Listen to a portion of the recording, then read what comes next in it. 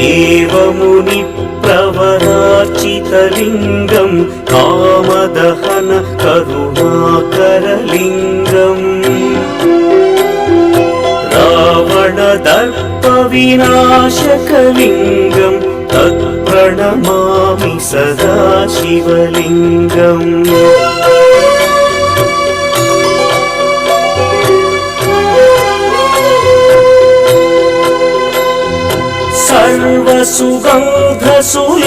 सर्वसुगन्धसुलेपितलिङ्गं बुद्धिविवर्धनकारणलिङ्गं सिद्धसुरासुरवन्दितलिङ्गं तत्प्रणमामि सदा शिवलिङ्गं कनकमहामणिभूषितलिङ्गं मणिपतिवेष्टितशोभितलिङ्गम्